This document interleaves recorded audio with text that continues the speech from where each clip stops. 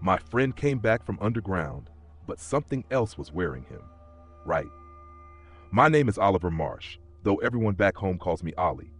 I'm 17 years old. I'm from a little village outside Whitby, and if this message ever reaches anyone beyond this place, then please don't dismiss it as some daft internet horror story. I know how it sounds. I know exactly how it sounds. A missing teenager, a secret facility, a power station on the moors, and something underneath it that should never have been woken up. I wouldn't believe me either. But I'm not asking you to believe me straight away. I'm asking you to listen. The papers said there was a fire at Brackenmere Energy Station on the night of 6th October. They said it was caused by a turbine malfunction during routine maintenance. They said 3 workers were injured, no members of the public were at risk, and the station was temporarily shut down while inspectors carried out safety checks. That was the official version. It was clean, boring, believable. It was also a lie. There was no ordinary fire at Brackenmere. There was no turbine malfunction. And the smoke people saw rising over Ravenscar Moor that night was not smoke, not really. Smoke drifts, smoke thins out, smoke doesn't move against the wind. Smoke doesn't gather above houses and press itself flat against bedroom windows like it's trying to look inside. I honestly thought, at first, that we were only going there to prove the station was dumping waste into the beck. That was all. A stupid teenage mission. Cameras, torches, masks, a few shaky videos, maybe some evidence for the local Facebook groups who were always arguing about Brackenmere poisoning sheep and turning the stream black after heavy rain. That was the plan. But then everything seemed fine, like nothing would happen. That's the worst part. The start of it didn't feel like the start of a nightmare. It felt normal. Cold, yes. Reckless, definitely. But normal. Now I'm recording this from a locked room somewhere underground. I don't know exactly where. They moved us twice with bags over our heads, and the second journey lasted hours. Could be under the Pennines, could be somewhere in Scotland, could be beneath the bloody sea for all I know. The walls hum constantly, and every time the lights flicker, the guards outside my door stop talking. That scares me more than the shouting. When trained men with guns go quiet, it means they've heard something worse than themselves. There's a vent above my bed, not much bigger than a letterbox. Sometimes cold air comes through it, smelling of bleach and wet stone. Sometimes there's no air at all. And sometimes, usually around 3 in the morning, I hear a sound from inside it. Not a voice. Not exactly. More like someone breathing through a mouthful of soil. The first time I heard it, I pressed my back against the wall and pulled my blanket up like I was 6 years old again, hiding from shadows in my bedroom.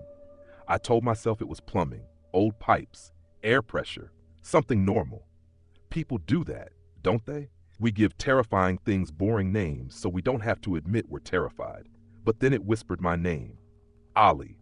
Just once. Softly, like someone standing right beside my ear. I didn't sleep after that. I haven't slept properly since. The woman in charge hears I'm safe. Her name is Dr. Imogen Vane, and she has the sort of calm voice teachers use when someone has been sick in assembly and everyone's starting to panic. She tells me I'm being monitored for contamination. She tells me my family has been informed. She tells me I'm lucky to be alive. What she won't tell me is why the guards outside my room wear sealed masks.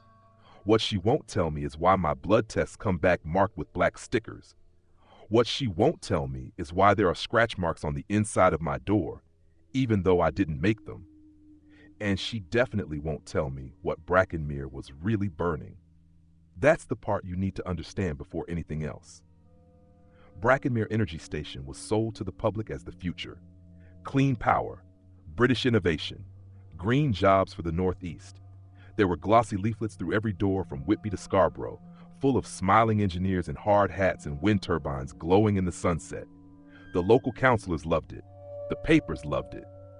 Even our school invited someone from the company to give a talk about sustainability. He stood in the hall beneath the basketball hoops and told us Brackenmere could help power half of Yorkshire without fossil fuels. Everyone clapped.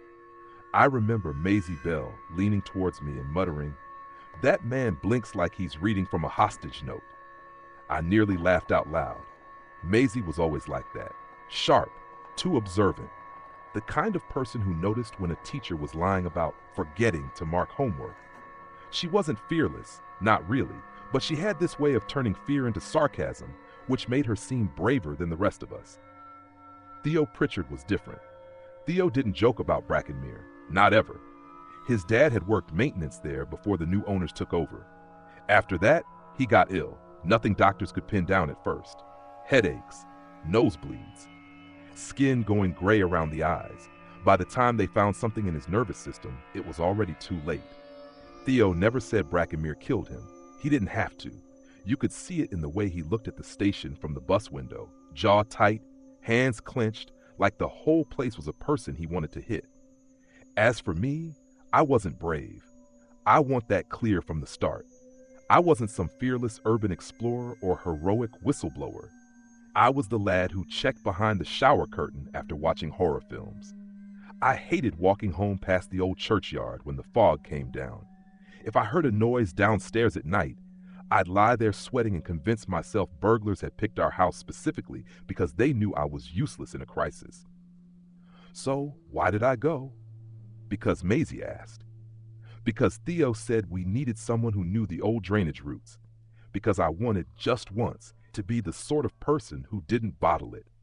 And because none of us understood that Brackenmere wasn't hiding pollution. It was hiding hunger. The night it started, the village was already uneasy. You could feel it in little things. Dogs refusing to go outside, sheep gathered along dry stone walls with their faces turned towards the moor. My mom standing at the kitchen window, tea going cold in her hand, staring at the red lights blinking on the distant towers. "You hear that?" she asked me. I listened. At first, nothing. Just the fridge humming and rain tapping the glass. Then I heard it, a low vibration under everything else. Too deep to be machinery, too steady to be thunder. It was more like the earth itself had started purring in its sleep. "That's Brackenmere," I said, trying to sound casual. Mum didn't look away from the window. "No," she said quietly. "That's underneath Brackenmere." I laughed because I didn't know what else to do. She didn't. That should have stopped me. That one sentence should have been enough to make me message Maisie and Theo and say I was out. Sorry, lads, not tonight. Not ever. But I didn't. At 11:40 p.m., I climbed out of my bedroom window with a torch, a paper map, and a cheap respirator mask I'd bought online. I remember the cold hitting my face. I remember the smell of wet leaves. I remember seeing Brackenmere's lights pulsing faintly beyond the moor, not blinking like normal warning lights, but swelling and dimming like something breathing. And I remember thinking, stupidly, that by morning I'd be home. I'd be tired, maybe grounded, maybe shouted at, but home. What I didn't expect was that before sunrise, one of us would stop being entirely human, and another would hear the thing beneath Brackenmere whisper back. We met where the old railway line cuts across the edge of Ravenscar Moor, not the tourist bit with the views and the car park, but the forgotten stretch where the tracks were ripped up years ago and left to rot. There's a viaduct there, or what's left of one. Half-collapsed arches, blackened brick, graffiti layered over graffiti like nobody ever bothered to clean it, because nobody important ever came that way. It was just before midnight when I got there. Maisie was already waiting, pacing back and forth with her hands shoved into the sleeves of her coat. She looked up the moment she heard my boots on the gravel. "You nearly bottled it, didn't you?" she said. I forced a smile. "Did not." "You did," she said, pointing at me. "You've got that look." "What look?" "The I've made a terrible life decision, but I'm too embarrassed to admit it look." I laughed, but it came out a bit thin. "You're one to talk. You look like you're about to leg it." "Difference is," she said, pulling a torch from her bag, "I won't." That was Maisie. She could be scared stiff and still refuse to back down out of sheer stubbornness. Theo arrived a minute later, quieter than both of us. He didn't say hello, just gave a nod and adjusted the straps on his rucksack. It looked heavier than it should have been. At the time, I thought it was just camera gear. Now I know better. "You ready?" he asked. Neither of us answered straight away. Instead, we all looked past the viaduct, out across the moor. Brackenmere sat on the horizon like a dark outline against the sky, its towers barely visible through the mist. The lights along its perimeter fence were still glowing, but they weren't steady. They pulsed, slow, uneven, like a heartbeat that couldn't quite keep time. I felt that same vibration under my feet again, subtle, but there. Maisie must have felt it too, because she said, "Tell me that's just machinery." "It is," Theo said quickly, too quickly. "It's always like that." "It's not always like that," I said before I could stop myself. Theo's eyes flicked to me, sharp. "You've been here before?" "Not the station," I said. "Just the drains. Years ago, with some lads from school. It didn't feel like this." "Feels like what?" Maisie asked. I hesitated. I didn't want to sound ridiculous. Like it knows we're here. There was a pause. Then Maisie snorted. "Brilliant. That's exactly what I wanted to hear before crawling into a sewer." Theo didn't laugh. He just said, "Come on," and started towards the viaduct. The entrance to the drain was tucked beneath one of the arches, half hidden by overgrown brambles and a rusted metal grate that someone had already forced open. Water trickled out in a thin stream, carrying that stale, earthy smell you only get from places that never fully dry. I crouched down and shone my torch inside. Concrete tunnel, narrow, low ceiling. The beam of light stretched maybe 10 feet before it was swallowed by darkness. "After you explore," Maisie said. I didn't move. I don't know why. It wasn't anything obvious. No sudden noise, no movement, just a feeling. Like standing at the edge of a deep pool and realizing all at once you can't see the bottom. "You all right?" she asked, quieter now. "Yeah," I said quickly. "Yeah, just checking the route." That was a lie. I knew the route well enough. Left at the first junction, straight on past the split pipe, then keep following the main flow. It would eventually lead us close to the outer boundary of Brackenmere. I took a breath, pulled my mask up over my face, and ducked inside. The temperature dropped immediately. Not freezing, but noticeably colder than outside, like stepping into a cellar. My torchlight bounced off damp concrete walls streaked with dark stains.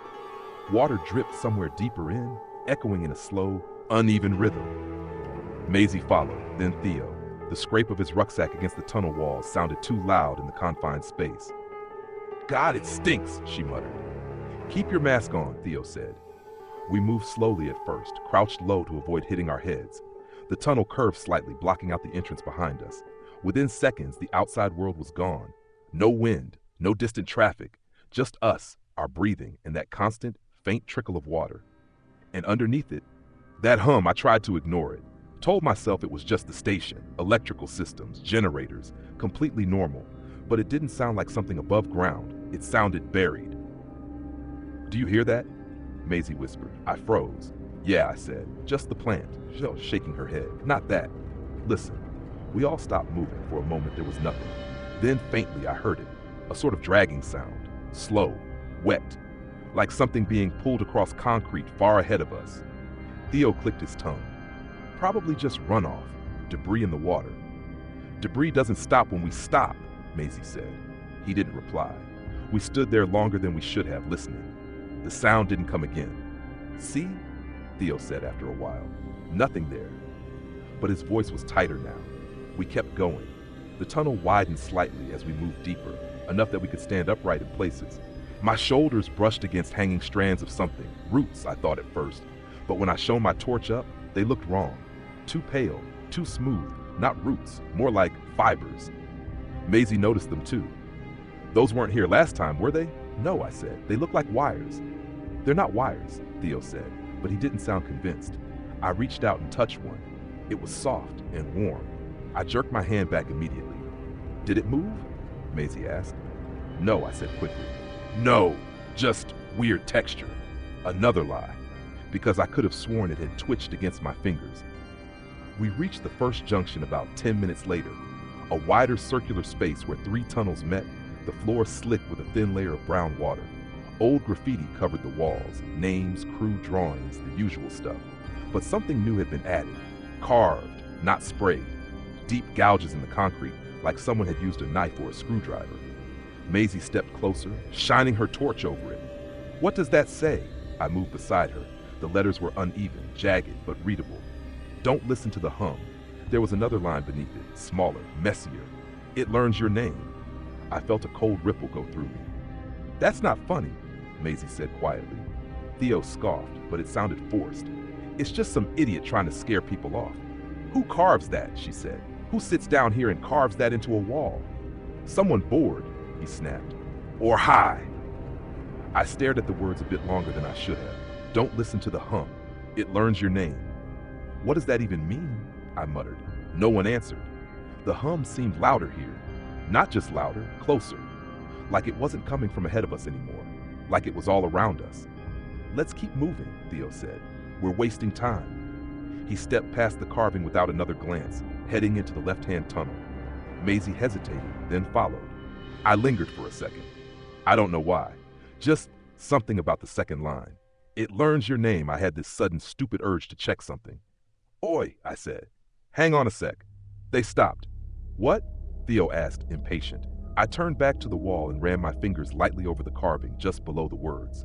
There were more marks there, fainter, almost worn away, like someone had tried to scratch something out. What is it? Maisie asked.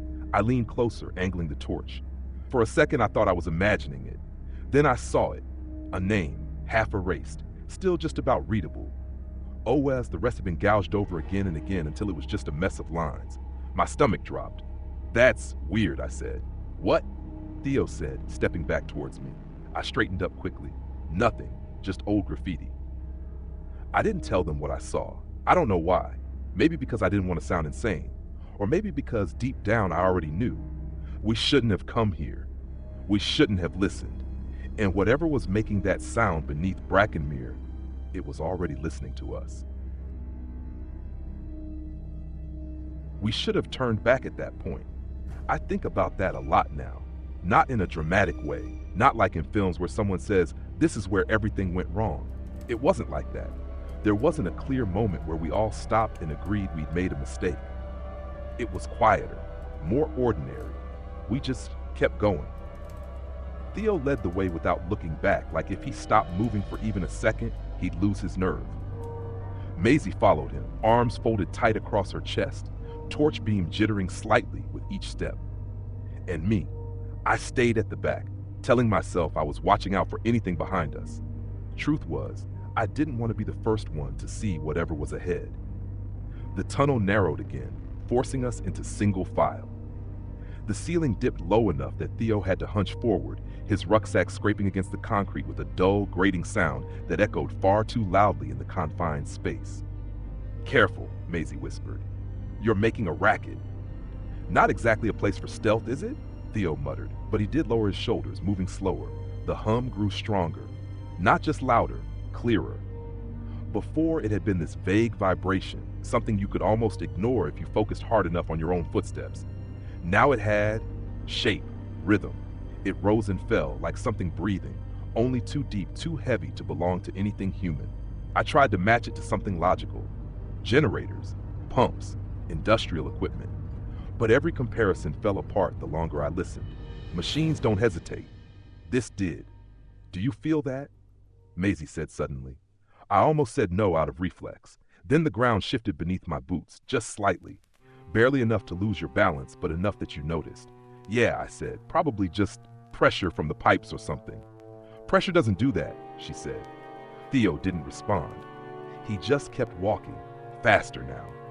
We reached another junction not long after, though junction felt like the wrong word. It was more like the tunnel had opened into a circular chamber, maybe 10 or 15 feet across. The walls here weren't smooth like the rest of the drain. They were older. Brickwork, darkened with age, patches of moss clinging to the mortar. And in the center of the floor, something was growing. At first, I thought it was just mold. You get that in damp places, thick patches of it, spreading across stone in odd patterns. But this wasn't mold, it was pale, almost white, with a faint green tint, like something that had never seen sunlight. It spread out in thin branching lines, crossing over each other in a tangled web that covered a good portion of the chamber floor, and it was moving. Not in any obvious way, not like something crawling, more like pulsing, faint, slow, but definitely there. I realized I was holding my breath. What is that? Maisie whispered. Theo stepped closer, crouching down slightly to get a better look. Fungus, I think. Fungus doesn't glow, she said. I hadn't noticed it at first, but she was right. There was a faint light coming from it. Not bright, nothing that lit up the chamber, but enough that when you focused on it, you could see the edges of the growth shimmer slightly in the dark. like it was alive in a way that had nothing to do with biology. Probably reacting to chemicals, Theo said, though even he didn't sound convinced now. Waste runoff or something. Yeah, Maisie said flatly, because that's completely normal. None of us moved closer, not properly. We just stood there at the edge of the chamber, staring at it like it might do something if we got too near. And then we noticed we weren't alone. I don't know who saw them first. Maybe all of us at once. They were everywhere. Along the edges of the chamber, half hidden in shadow, clinging to the walls, clustered in the shallow water along the sides. Rats. Dozens of them, maybe more. Big ones too. Not the scrawny little things you see darting through alleyways. These were thick-bodied, their fur slick with dyes reflecting our torchlight in dull, glassy points. And they weren't moving, not one of them. They just sat there, facing the center of the chamber, facing the growth.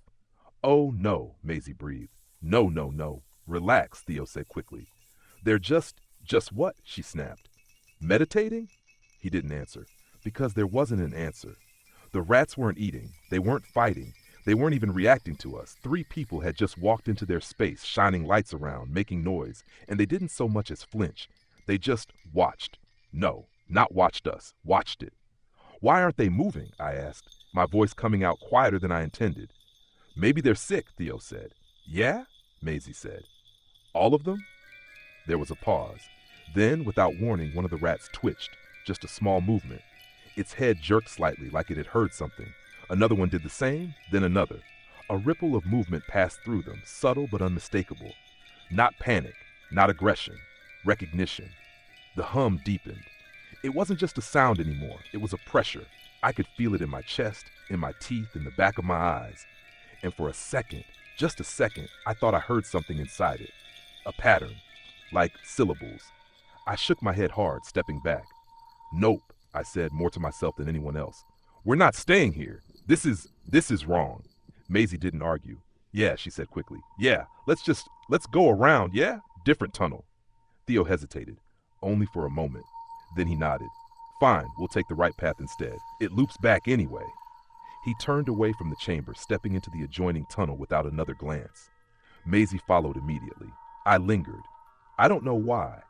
Maybe I was trying to prove to myself that I wasn't as scared as I felt. Maybe I was just curious. I took one step closer to the edge of the growth. The hum shifted. It's hard to explain. It didn't get louder. It got clearer, like tuning a radio. And then I heard it. Not properly, not like someone speaking. More like a shape of a word pressed into my thoughts from the inside. I froze. Ollie. I stumbled back so fast I nearly slipped in the water. What? Maisie said, spinning around. What is it? I stared at her, heart hammering. Did you just say something? No, she said. What? Theo turned as well, frowning. What's wrong with you? I opened my mouth, closed it again. The rats were still staring at the center of the chamber. The growth pulsed, faintly glowing. The hum continued, steady and deep. But there was no voice, no second whisper, nothing. I forced a laugh that didn't sound anything like a laugh. Nothing. Thought I heard just echo or something. Theo didn't look convinced. Maisie definitely didn't, but neither of them pushed it. Right, Theo said. Then move, we're wasting time. I nodded quickly and turned away, stepping into the tunnel after them. I didn't look back. Not then. But as we walked away, the hum followed. And even though I told myself it was just the structure of the tunnels carrying the sound, I couldn't shake the feeling that it wasn't getting quieter. It was keeping pace with us, learning the distance.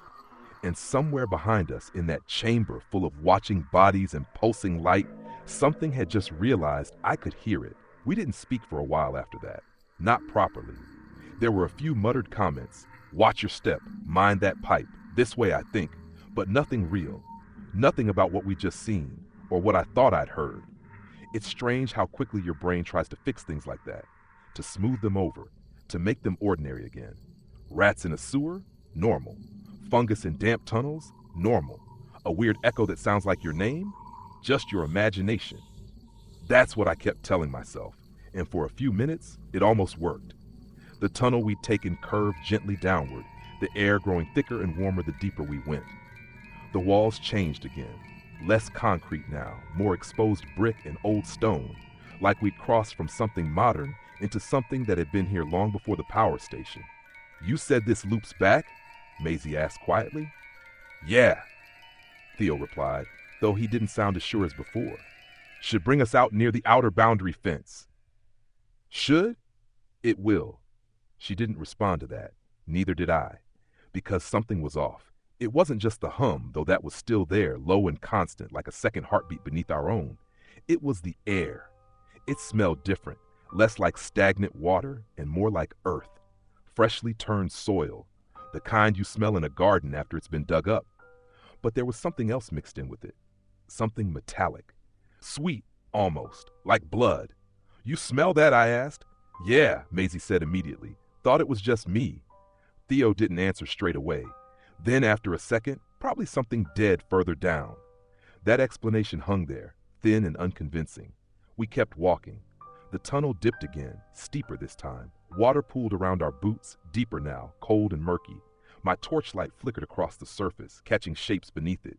Debris, bits of broken brick, something that looked like, no, I told myself, just rubbish. Just junk washed down from above. Careful, I said. It drops a bit here. I can see. Maisie stopped mid-sentence. What? Theo asked. She didn't answer straight away. Instead, she slowly raised her torch and pointed it at the wall to our left. Tell me that's old, she said. I followed the beam. At first, I didn't understand what I was looking at. It looked like streaks. Long, dark lines dragged across the brick, uneven and jagged. Then my brain caught up. They weren't random. They were handprints. Dozens of them, layered over each other, smeared along the wall as if someone, or multiple someones, had been dragging themselves through the tunnel, leaving marks behind. Right, Maisie said, voice tight. That's not normal. No, I agreed. Theo stepped closer, crouching slightly, shining his torch along the length of the marks. They're old, he said after a moment. They don't look old, Maisie snapped. They're dried, he said. See? Flaking. Could be years. Or yesterday, she said. I didn't say anything because I'd noticed something else. The handprints weren't all the same size. Some were adult size, sure, but others, smaller, much smaller, like a child's. People get stuck down here sometimes, Theo went on, too quickly again. Urban explorers, kids messing about. They panic, try to find their way out, and crawl along the walls? Maisie cut in. What, like they've forgotten how walking works? They might have been injured. Or chased, she said. That word settled over us like a weight. Chased. I felt that cold ripple again, stronger this time. Let's just keep moving, I said. Yeah? Neither of them argued. We left the handprints behind, though I couldn't shake the image of them, the way they overlapped, the way they seemed to stretch further down the tunnel than any one person could have reached without collapsing. After that, everything felt wrong. Not in any obvious way. The tunnel didn't suddenly collapse. Nothing jumped out at us. There were no dramatic noises or sudden movements. It was more subtle than that. The hum changed. I didn't notice it straight away, not consciously, but something about it was different. Before it had been steady, predictable in its own strange way. Now it wavered, like it was reacting. I tried to ignore it, focused on my breathing, on the sound of our footsteps in the water, on the beam of my torch cutting through the dark. But then, Ollie, I stopped dead. Did you hear that? I asked, sharper than I meant to. Maisie turned immediately. Hear what? That. I hesitated. That voice. What voice? Theo said. My stomach twisted. You didn't hear that? I said. They both shook their heads. I laughed again, that same hollow sound. Right. Brilliant. That's great. Ollie, Maisie said, stepping closer. What's going on? Nothing, I said quickly. Just echoes, like before. She didn't buy it. Neither did Theo. You sure you're all right? He asked. Yeah, I snapped, a bit too defensive. I'm fine. The hum deepened again, and this time I was certain. It wasn't random. It was following a pattern, not words, not yet, but something close, like a rhythm trying to become language. Let's just get this done, Theo said. We're close now. How do you know? Maisie asked. He gestured ahead. Tunnel's widening. That means we're near one of the main channels. After that, it's a straight run to the station boundary. Sure enough, the walls began to pull back slightly, the ceiling rising just enough that we could stand properly without ducking. The water level dropped again, leaving slick patches of exposed concrete beneath our boots. For a moment, just a moment, it felt like things were returning to normal. The tunnel ahead looked ordinary, empty. No handprints, no strange growths. Just a long stretch of damp concrete leading into darkness. See? Theo said, a hint of relief in his voice. Nothing to worry about. Maisie didn't respond, but I saw her shoulders loosen slightly. I wanted to believe him. I really did. But then I noticed something at the far end of the tunnel. At first, it was just a darker patch in the dark. Easy to miss, easy to ignore, until it moved. Not much, just a shift, like something adjusting its weight. I froze again. Don't, I said quietly. What? Theo asked. Don't move. They both stopped. What is it? Maisie whispered. I raised my torch slowly, aiming it down the length of the tunnel. The beam stretched out, cutting through the darkness, and landed on nothing. Just empty space, concrete walls, still water. No movement, no figure, nothing. I exhaled, a shaky breath I hadn't realized I was holding. False alarm, I said. Thought I saw. Something splashed. Behind us, we spun around. The tunnel we'd just come through lay empty, but the water there was still rippling, as if something had just stepped into it. Theo took a step back. That's not funny. I didn't do anything, Maisie said quickly. Neither did I. The ripples spread out slowly, fading. Silence returned, except for the hum, louder now, closer, and beneath it, very faintly, I heard it again. Not just my name this time, more. Fragments, broken sounds, like a voice trying to push through something thick and heavy. I couldn't make out the words, but I understood the intention. It wasn't calling anymore. It was reaching. Ollie, Maisie said, her voice tight with fear now. Tell me what you're hearing. I didn't answer, because I didn't know how to explain it. How do you tell someone that the ground beneath your feet sounds like it's trying to speak? That the noise you thought was machinery is starting to feel like attention?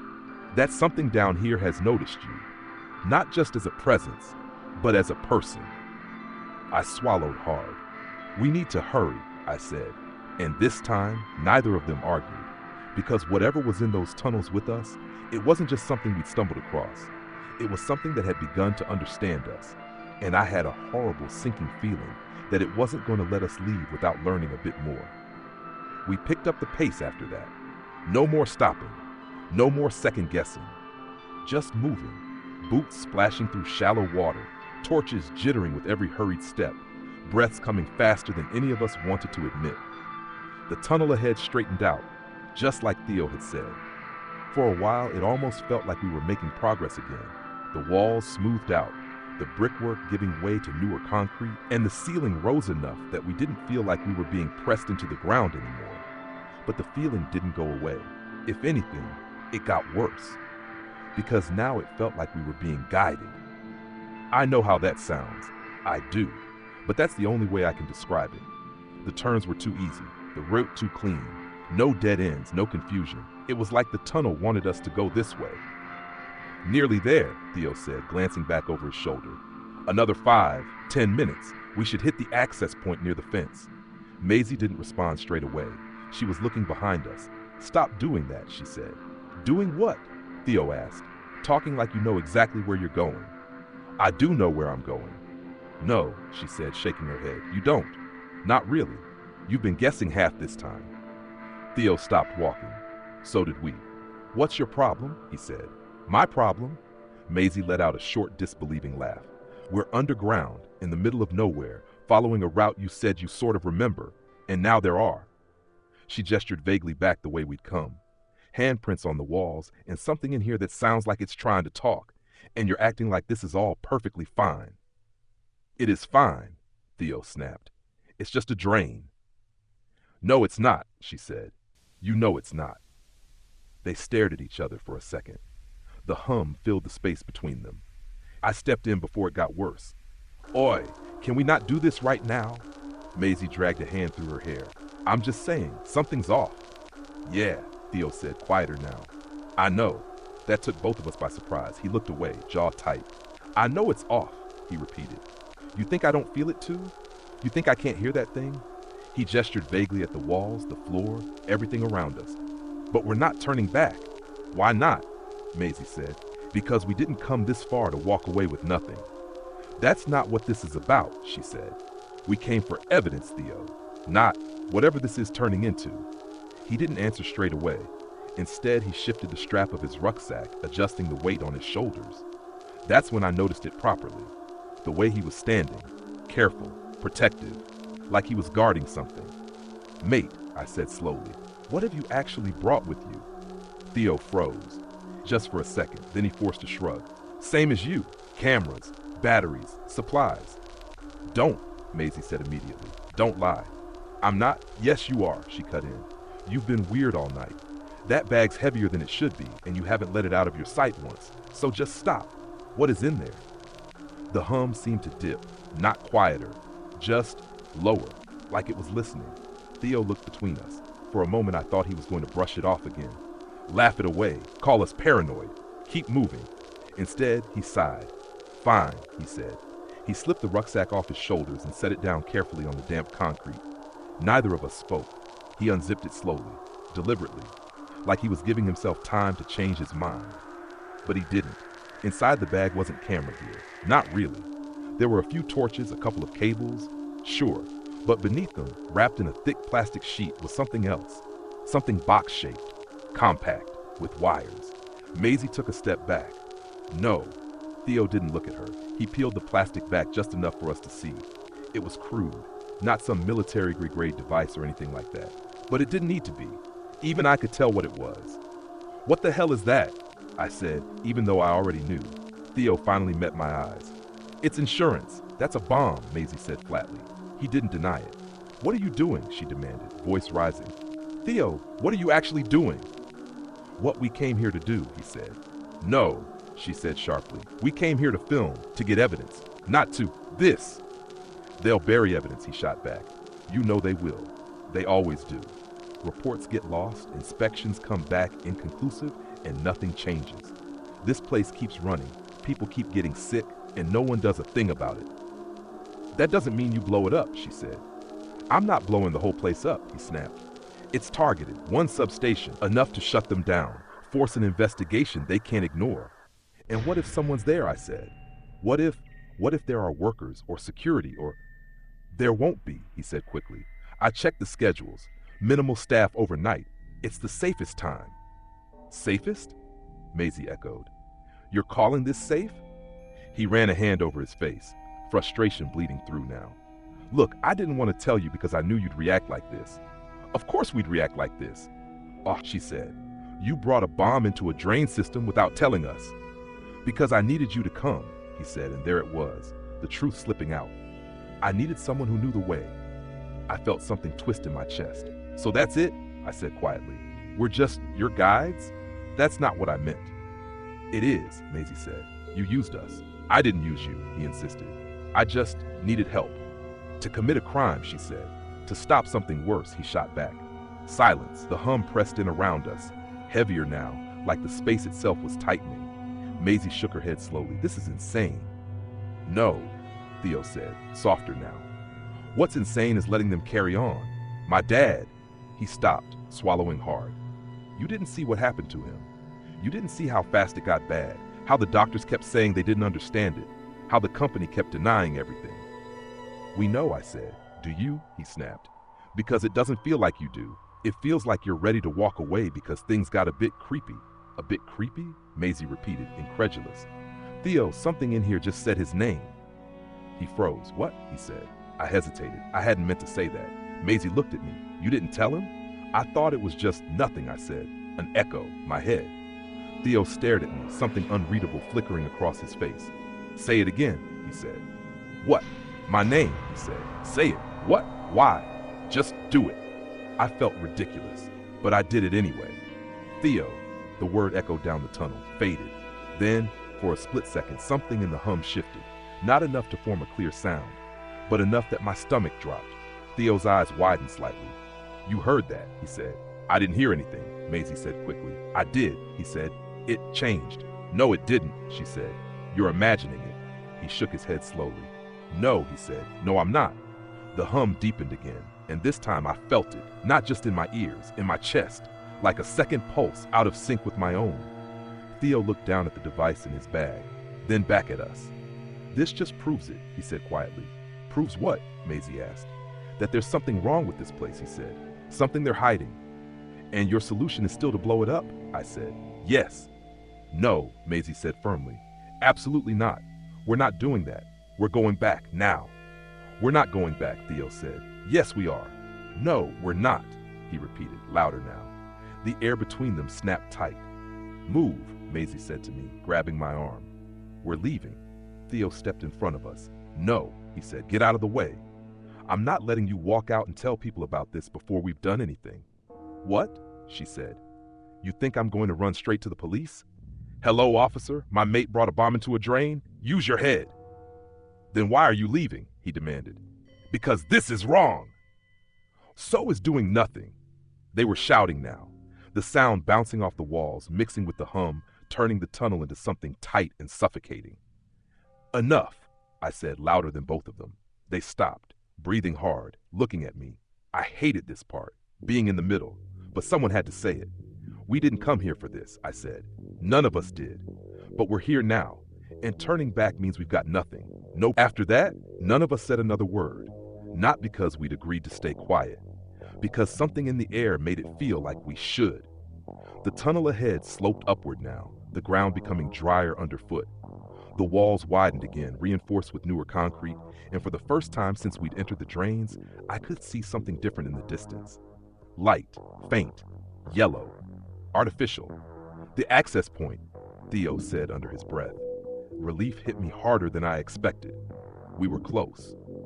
Whatever was in those tunnels, whatever we'd heard, seen, imagined, we were about to leave it behind. Get some footage, prove the place was dodgy, and then get the hell out. That was still the plan. At least, that's what I told myself. We reached the end of the tunnel a minute later. A vertical ladder bolted into the wall led up to a metal hatch. The light we'd seen seeped down through the edges of it, casting thin lines across the damp concrete. Theo grabbed the rungs first. I'll check it's clear, he said. Careful, Maisie muttered. He climbed quickly, boots scraping against the metal, and pushed at the hatch. For a second, nothing happened. Then it shifted. A dull scrape. A gap opened. Cold night air spilled down into the tunnel. Theo lifted the hatch just enough to peer through, then pushed it wider. Clear, he whispered. He hauled himself up and out. Maisie went next. I followed last. The moment my head broke above the surface, everything changed. The air hit me first, sharp, cold, and carrying that same strange smell we'd noticed underground. Earthy, metallic, wrong. We were in a narrow strip of land just outside the main perimeter of Brackenmere. Low shrubs surrounded us, and beyond them the station loomed. Up close, it didn't look like the brochures. It wasn't sleek or modern or clean. It looked heavy, oppressive. Huge concrete structures connected by a maze of pipes and towers, all silhouetted against a sky that seemed darker above the plant than anywhere else. The lights that had been pulsing earlier were still doing it, fading in and out, uneven, like something struggling to keep a rhythm. And the hum. Out here, it wasn't a hum anymore. It was a throb, a deep, rolling vibration that you could feel through the soles of your feet. Jesus, Maisie whispered. Theo didn't say anything. He just stared at it. Right, I said, trying to pull us back to something normal. We get a few shots, yeah? Keep it quick. Yeah, Maisie said. Quick. Theo nodded. We moved low through the shrubs, keeping to the shadows. There were security lights scattered around, but not nearly as many as I'd expected. No guards either, no patrols. It felt abandoned, too quiet for a place that size. Theo led us towards a cluster of equipment about 50 meters from where we'd come out. Large metal units, transformers, I think, connected by thick cables that stretched towards the main building. Substation, he said quietly. This is perfect. For filming, Maisie added pointedly. He didn't respond. We crouched behind a low concrete barrier while Maisie pulled out her phone, switching it to video. I did the same, my hands shaking slightly as I tried to keep the frame steady. This is Brackenmere Energy Station, she whispered into her mic, voice low but clear. We're just outside the perimeter and the lights went out. All of them. Not dimming, not flickering. Gone. Instantly. The entire station dropped into darkness. For a second, there was nothing. No light, no hum, no sound at all. It was like the world had been switched off. Then something broke. Not physically, audibly. A sound tore through the silence. At first I thought it was a siren, some kind of alarm system finally kicking in. But it wasn't mechanical. It was screaming, not one voice. Hundreds. No, more than that. A layered, overlapping chorus of screams pouring out from the heart of the station, rising into the night air like something alive. Some were high and sharp, like children.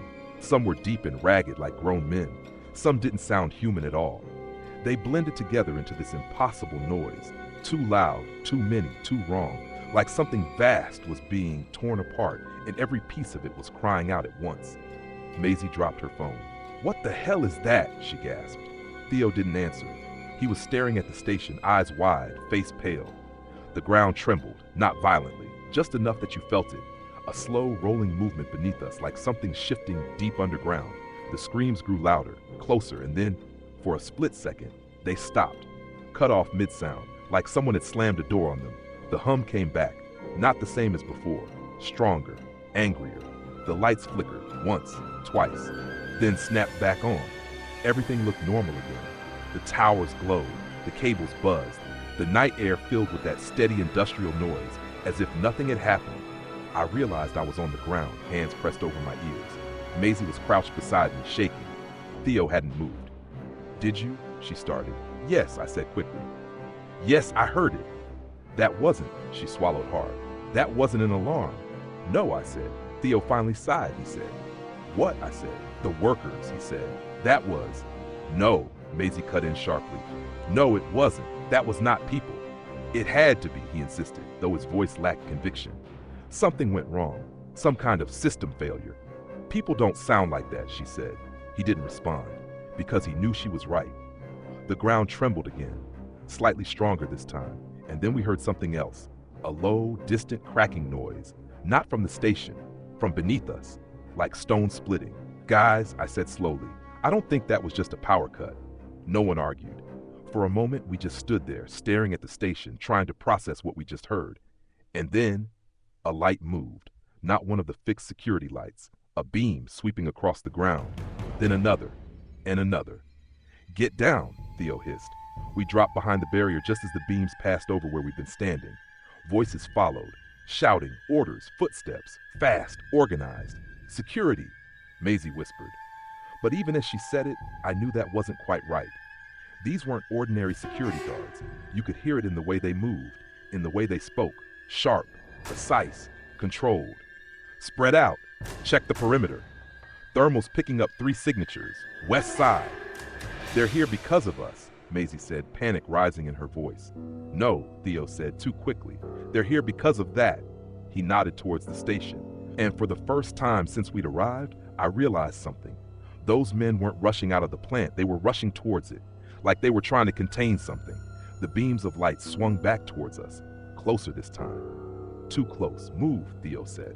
We ran. Not back towards the ladder, not towards the open ground, just away. Through the shrubs, across uneven dirt, hearts hammering, breaths ragged. Behind us, the voices grew louder. "Stop! Hands where we can see them." We didn't stop. Of course we didn't. And that's when the world changed again. The hum spiked, sharp, violent, and something like a shockwave rippled through the ground. I felt it hit my chest, knocking the air from my lungs. Maisie cried out. Theo stumbled, and for a single impossible moment I heard it again. Clearer than before. Not a whisper, not a fragment, a voice right inside my head. Not saying my name this time, saying something else. Something I didn't understand, but something that felt directed, intentional, like it knew exactly where I was. I hit the ground hard, vision blurring. Hands grabbed me, rough, firm. I tried to fight, but my limbs felt heavy, sluggish, like they weren't entirely mine anymore. "Got one. 2 here. 3rd, watch him." Maisie shouted something, my name I think, but it was muffled, distant. A bag was pulled over my head. Darkness swallowed everything. The last thing I heard before the world faded out completely was the hum, and beneath it, that same voice. Closer now. Not just reaching, not just listening, speaking. And this time it didn't sound like it was asking anything at all. When I came to, I thought I'd gone blind. That was my first thought. Not panic, not confusion. Just that flat, horrible certainty that something had taken my sight. Everything was black, not dim, not shadowy, just nothing. Then I tried to move. My arms didn't respond, my legs didn't respond. That's when the panic hit. Proper panic. The kind that starts in your chest and spreads outwards, tight and cold, until your whole body feels like it's locked in place. I sucked in a breath, and fabric pressed against my mouth. The bag, I remembered the bag. Air came through it, but it was thick, stale, carrying that same chemical smell I'd noticed earlier, bleach and something sharper underneath. I tried to shout. It came out as a muffled, useless noise. "Oi, easy," a voice said, close to my ear, filtered, mechanical. "Stay still." Hands tightened on my arms, strong, controlled. I forced myself to stop struggling. Think. You're not dead. You're not blind. You're restrained. That's better somehow, I told myself. Somehow. The vehicle jolted beneath me. That's when I realized I wasn't on the ground anymore. I was lying on something hard, metal maybe, and the motion beneath me was steady, rhythmic. We were moving. "How long?" another voice asked. Same filtered tone. "Couple minutes," the first replied. "Command wants them processed immediately." Them, plural. "Maisie?" I croaked. No answer. "Oi, Maisie!" I tried again, louder this time. A hand pressed down on my chest. "Quiet," the voice said. Not aggressive, just firm. "You're not helping yourself." "Where is she?" I demanded, or tried to.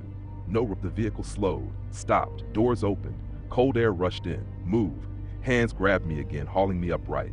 My legs buckled at first, but they held barely. "Walk." I didn't have much choice. They guided, no, dragged me forward. My boots scraped against what felt like smooth flooring now, not dirt or gravel, enclosed space, echoes. The sound of footsteps bouncing back at us from hard surfaces. We were inside. Careful, threshold. My foot hit a slight step, then level ground again. More voices now, muffled through the bag but urgent. "Status?" 3 civilians, no visible contamination. "Yet," someone else said. "Take them to decon." Decon. The words settled heavily in my chest. I tried to pull my arms free, didn't get far. "Don't," the first voice warned. "You don't want to make this harder." "For who?" I snapped. No answer. We stopped again. A door opened, metal by the sound of it. Inside. They pushed me forward. I stumbled, caught myself. They let go. The bag was yanked off my head. Light flooded in, too bright. I squeezed my eyes shut, blinking hard until shapes started to form.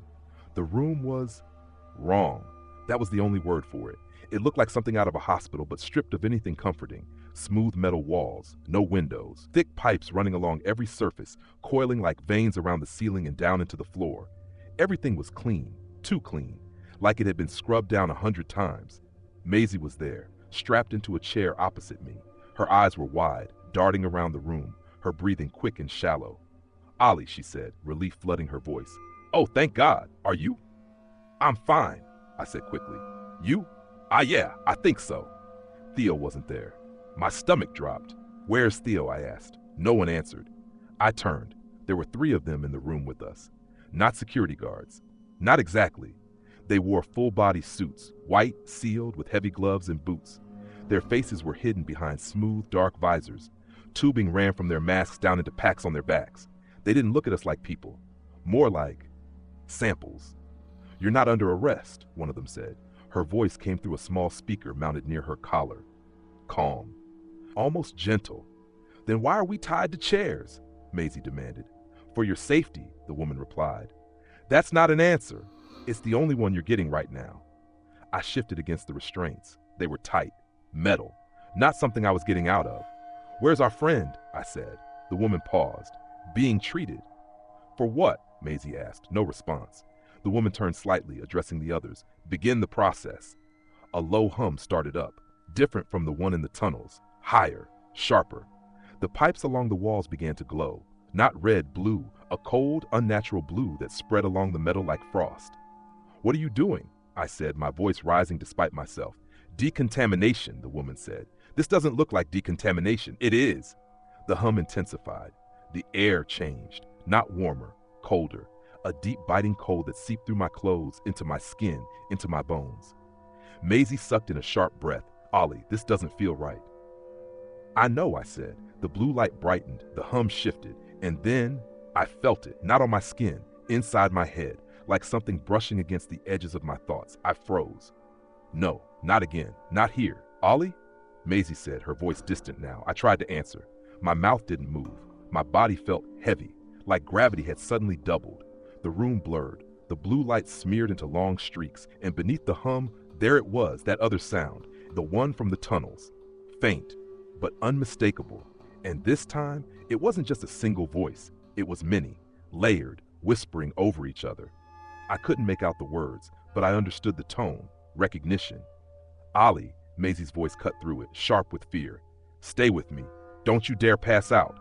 I tried, I really did, but the cold spread further, deeper, wrapping around my thoughts, pulling them under. The last thing I saw was one of the suited figures stepping closer, watching me with that same detached stillness. And the last thing I heard was that whisper, closer than ever, not calling, not asking, knowing. Then everything went black. I woke up choking, not gently, not like drifting out of sleep, more like being yanked back into my body. My lungs burned, dragging in air that felt too thin, too sharp, like I'd been underwater too long and only just broken the surface. Something was pressed over my face. A mask, clear plastic, oxygen. I tried to sit up. Pain shot through my chest. Not sharp, not like an injury, more like my body had forgotten how to move properly and was suddenly being forced to remember all at once. Easy, a voice said. Not the filtered one from before. This one was softer, human. Don't try to move too quickly. My eyes struggled to focus. White ceiling, too bright, the kind of light that makes everything look flat and unreal. I blinked. Shapes came into place. Machines, monitors, tubing. A stand with a bag of clear fluid dripping slowly into a line that ran into my arm. Hospital, or something pretending to be one. I swallowed, my throat dry. Maisie, you need to stay still, the voice said again. I turned my head, slowly. A woman stood beside the bed, mid-40s maybe, hair tied back. No mask this time, just a plain face, pale and tired, with dark circles under her eyes. She wore a simple gray uniform, nothing like the suits from before. You're safe, she said. That word again, safe. It didn't feel like it. Where is she? I asked. The woman hesitated. In another room. Is she okay? She's stable. That wasn't an answer. Theo? I asked. Another pause. Being treated. The same phrase as before. My stomach tightened. For what? She didn't respond. Instead, she glanced at one of the monitors beside me, checking something. Your vitals are improving, she said. That's good. I don't care about my vitals, I snapped. What happened to us? That made her look at me properly. Really look. There was something in her expression then. Not fear. Not quite. More like calculation. You were exposed, she said carefully. To what? An environmental anomaly. I stared at her. That's not a real answer. It's the one you're getting right now. Anger flared up, cutting through the fog in my head. We were in a drain, I said. We saw things, heard things. And then your people grabbed us, stuck bags over our heads, dragged us down here. And now you're telling me it's an anomaly? She didn't react to the outburst, just watched me. We're trying to keep you alive, she said. That's not comforting. It's not meant to be. That shut me up. For a second, I looked around the room again. No windows, just one glass panel on the far wall, looking into another room. At first, I thought it was empty. Then I saw movement. Who's that? I asked. The woman didn't answer straight away. Instead, she followed my gaze. And for the first time since I'd woken up, she looked uneasy. You should focus on your recovery, she said. What is that? I repeated, louder now. The figure in the next room shifted. People moved around it. More of them in those white suits. Working, fast, urgent. I pushed myself up, ignoring the protest from my body. Ollie, the woman said, sharper now. Lie back down. I didn't. I swung my legs over the side of the bed. The room tilted slightly, but I stayed upright. Don't, she warned. Too late. I stumbled forward, one hand gripping the edge of the bed, the other reaching out towards the glass. What is that? I said again. The figure came into clearer view, and I wish it hadn't. At first, I thought it was just a patient, someone lying on a stretcher, thin, still. But then the light shifted, and I saw her properly. It was a woman, one of the workers, I realized. Her uniform was torn, stained dark in places. Her skin, God, her skin looked wrong, too pale, almost translucent, like it had been drained of everything that made it human. But that wasn't the worst part. The worst part was what was growing out of her. At first, I thought it was bandages, wrapped around her face, her eyes, her mouth. Then one of the bandages moved. No, opened. It wasn't fabric. It was something else, something organic. Thin, pale tendrils pushing out from beneath her skin, enough branching and curling like roots, forcing their way through soil.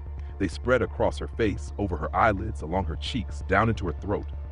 And at the ends of those tendrils, there were shapes, small, rounded, like buds. One of them twitched.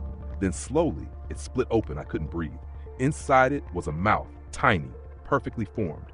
lips, teeth, and it was screaming.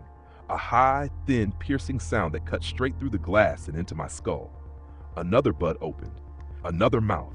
Another scream. Dozens of them. Sprouting across her face, her neck, her chest. Each one opening, each one crying out in that same impossible voice. The sound layered over itself, building, rising, filling the space until it felt like the room was going to split apart from it. I staggered back, hands clamping over my ears. "No, no! Ollie!" the woman shouted. But I couldn't hear her, not properly, because the screaming wasn't just coming from the other room anymore. It was in my head, echoing, multiplying, matching something I'd heard before. The blackout, the station, those voices, it was the same sound, just smaller. "Oh God!" I choked. "Oh God!" The woman grabbed my arm, trying to pull me back towards the bed. "You need to calm down. That's what was in there," I shouted. "That's what we heard." "You're not thinking clearly. She's not. I couldn't even finish the sentence. Not human. Not anymore. The woman's grip tightened. "Listen to me," she said, urgent now. "You are experiencing residual auditory overlap. It's a known side effect." "That is not a side effect," I yelled. The woman in the next room jerked suddenly. All the mouths opened wider. The scream spiked, and something inside me, something deep buried beneath the fear, recognized it. Not as pain, not as noise, as communication. I froze. The screaming shifted, just slightly, just enough. And for a fraction of a second, I understood it. Not the words, but the intent. The same as before, the same as in the tunnels, the same as in the blackout. Reaching, finding, connecting. "My name, Ollie," I screamed. Not because I wanted to, because I couldn't not. The sound ripped out of me, raw and uncontrolled, tearing at my throat. The woman beside me swore under her breath. "Sedate him," she snapped. Someone else rushed in, another figure in gray, syringe already in hand. "No, wait," I tried to say. Too late. The needle slid into my arm. Cold spread through my veins. Fast, heavy. The room tilted again. The screaming dulled, faded, but didn't disappear. Not completely.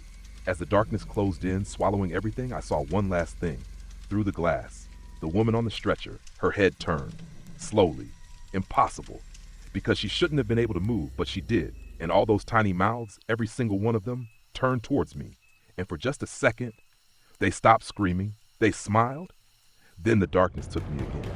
When I woke up this time, it was quieter. Too quiet. No machines beeping. No voices. No footsteps in the next room. Just a low, constant hum in the distance. Familiar now, like something I couldn't ever quite get away from. For a second, I thought I was still dreaming. Then I moved. Cold metal pressed against my back. Not a bed, a bench. I opened my eyes slowly. Dim light. Yellow, weak, coming from somewhere beyond the bars in front of me. Bars. That was the first thing I noticed properly. Not walls. Not a sealed room, a cell. "Right," I muttered to myself, voice dry. "That's not great." I pushed myself upright, wincing slightly as my head throbbed. No restraints this time, no tubes, no mask, just me. And the cell. It was small, maybe 6 feet wide, 10 feet long. Concrete walls, a metal bench fixed to one side. A toilet in the corner with no lid, no privacy. Everything functional. Nothing more, the kind of place built for containment, not care. I stood up slowly, testing my balance. Still a bit off, but manageable. I stepped closer to the bars. The corridor beyond was narrow, lined with identical cells stretching off in both directions. Most of them were empty. Doors open, lights off, but not all. "Ollie?" My heart jumped. "Maisie?" "Yeah," she said, relief flooding her voice. "Yeah, I'm here." I moved to the side, peering through the gap between the bars and the wall. Her cell was right next to mine. She was standing there, gripping her own set of bars, eyes wide but alive. "Jesus," I breathed. "You okay?" "I think so," she said. Bit dizzy, heads pounding, but yeah, same.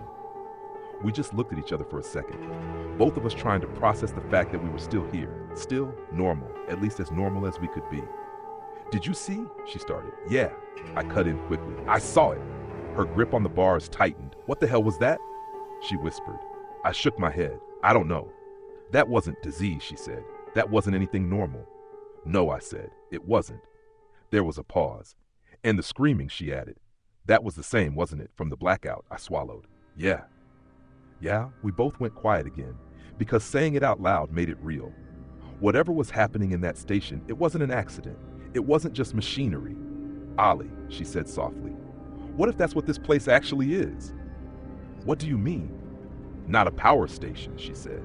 Not really. What if it's something else? Something they're hiding under the idea of energy? I didn't answer straight away, because I'd been thinking the same thing, and I didn't like where that line of thinking led. What about Theo? She asked. My stomach tightened again. They said he's being treated, I said. That's what they said about that woman too. I didn't have a reply for that, because she was right.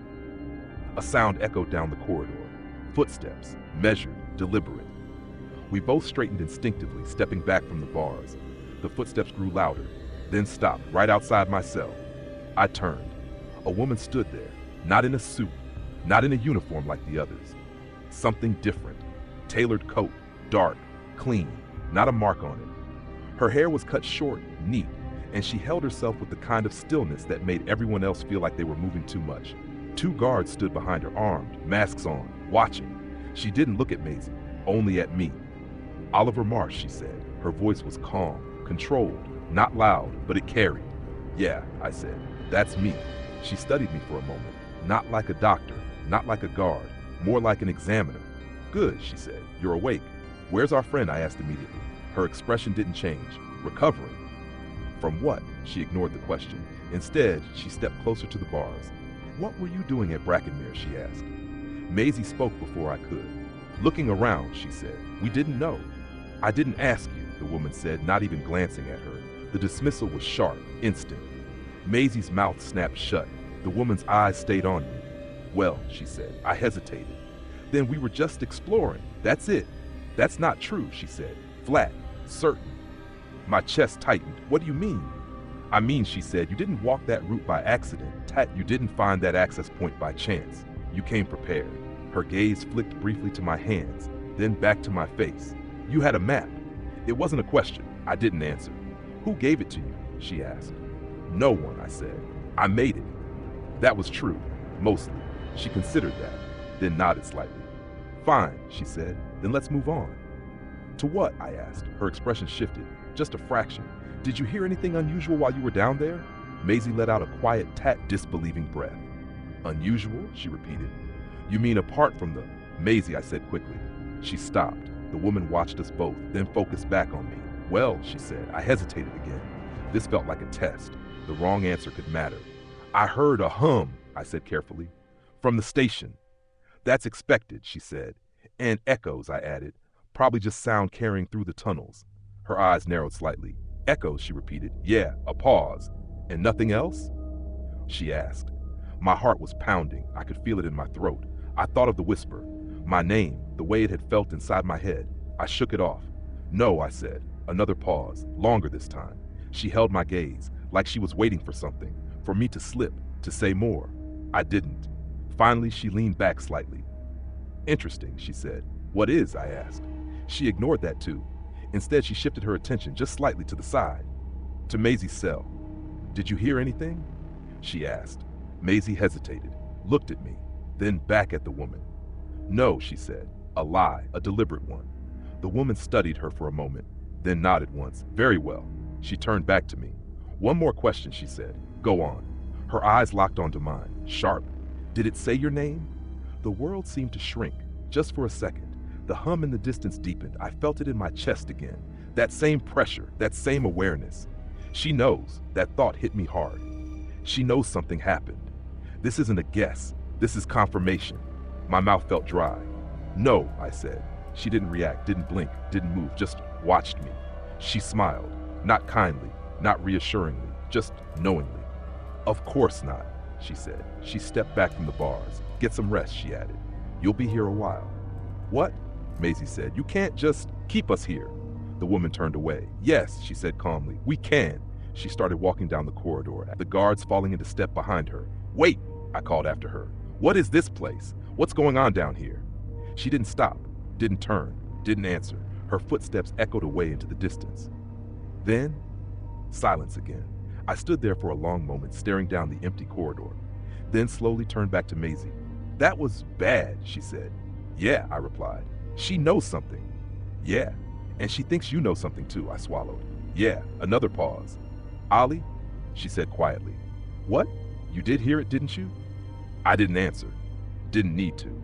She nodded slowly. Right, she said. So we're not just dealing with whatever that thing was. No, I said. We're dealing with them as well. I looked down the corridor again, at the empty cells, the locked doors, the lack of any way out. Yeah, I said, and somewhere deep beneath us, the hum shifted, subtle, but enough, like something had just been mentioned. Something that knew we were talking about it and was listening. I don't know how long we were left like that. No clocks, no windows, no change in the light. Just that same dull yellow glow and the hum, always the hum, sitting in the background like something breathing in its sleep. Time didn't feel real anymore. Could have been an hour, could have been a day. At some point, I lay down on the metal bench and closed my eyes, telling myself I'd just rest for a minute. Didn't sleep, couldn't. Every time I drifted off, I heard it again. Not loud, not like before, just there, faint, waiting, like it was giving me space, which somehow made it worse. Ollie, Maisie said at one point, her voice low through the gap between the cells. Yeah? You're not hearing it now, are you? I didn't answer straight away, because I was, just at the edge of everything, like a word on the tip of your tongue you can't quite form. No, I said eventually. Another lie. Good, she said. Silence again. Then everything went dark. Not dimmed, not flickered. Gone. The lights in the corridor snapped off instantly, plunging us into complete blackness. For a split second, there was nothing. Then, voices, distant, shouting, fast, urgent. What's happening? Maisie whispered. I pushed myself up, heart already racing. I don't know. The shouting got louder, echoing through the corridors beyond ours. Footsteps running, metal doors slamming. Containment breach in Sector C, the rest was cut off by a sharp crack. Gunfire, not a single shot, multiple, rapid. Controlled bursts. My stomach dropped. Are they shooting? Maisie said, her voice trembling now. Yeah, I said. The hum changed. Again. Not louder, not deeper, more unstable, like something was pushing against it. The gunfire continued. Closer now. Then, a scream. Human, short, cut off abruptly. Then another. Then, silence. Not the quiet we'd had before. This was heavier, thicker, like the air itself was holding its breath. I stayed where I was, every muscle locked, listening, waiting. Something moved in the corridor. Slow, deliberate, a scrape, metal on metal. I stepped back instinctively, pressing myself against the far wall of the cell. Maisie did the same next door. What is that? She whispered. I didn't answer, because I didn't know, and I didn't want to guess. The sound came closer, then stopped right outside my cell. For a second, nothing happened. Then a click, the lock, my breath caught, the door shifted, slowly, creaking open. I didn't move, didn't breathe, didn't even blink. The darkness in the doorway deepened. Then a figure stepped into it, tall, still, silent. Ollie? My heart slammed against my ribs. I knew that voice. Theo?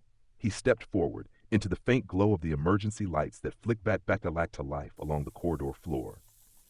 And for a second, everything felt normal again. It was him, same height, same build, same clothes, though the sleeves were torn, and there were dark marks across his arms and chest. His right hand was wrapped in something, bandages, I thought at first, but they were damp, clinging to his skin in a way that didn't look right. Theo, Maisie breathed from the next cell. Oh my God, Theo. He turned his head slightly towards her. I'm here, he said. His voice was calm, too calm. You're okay? She asked. Yeah, he said. I'm fine. Something about the way he said it made my skin crawl. I'm fine. Flat, empty, like he was repeating something he'd already said a dozen times. What happened? I asked. They took me somewhere else, he said. Different section, medical. And, Maisie said, he shrugged slightly. Tests, questions, same as you probably. That's it, she said. You just walked out? Not exactly, he said. He stepped fully into the corridor now. The light caught his face, and that's when I saw it. His eyes. They looked wrong, not glowing, not obviously different. But the way they reflected the light, too bright, too sharp, like there was something behind them that didn't belong there. Who opened the door? I asked. Theo didn't answer straight away. Instead, he glanced down the corridor, then back at me. Someone helped, he said. Who? A guy, he said. Name's Mallow. Worked here. Worked? Maisie said. As in past tense? Theo nodded. They locked him up, he said, for speaking out. About what? I asked. Theo's mouth twitched just slightly. About what this place really is. The hum shifted again. I felt it in my chest, that same pressure, stronger now. Which is? Maisie pressed. Theo stepped closer to the bars of my cell. Too close. Not a power station, he said. We already knew that, or at least suspected it, but hearing him say it out loud made it feel real. What then? I asked. Theo didn't answer, not directly. Instead, he reached out with his bandaged hand and wrapped his fingers around the metal bars. I expected him to flinch, to react to the cold, the pressure. He didn't. The bandages darkened, slightly, as if something beneath them was seeping. You should come with me, he said. Come where? Maisie asked. Out, he said. There's a way through the maintenance tunnels. Mallow showed me. How do we know this isn't a trap? She said. Theo smiled, and that's when I knew something was very, very wrong. It wasn't a normal smile, too slow, too deliberate, like he was remembering how to do it instead of actually feeling it. You don't, he said. Silence. The hum deepened, and for the first time, I felt something else with it. Not just sound, not just pressure, intent. You said he worked here, I said slowly. This Mallow, where's he now? Theo's smile didn't fade.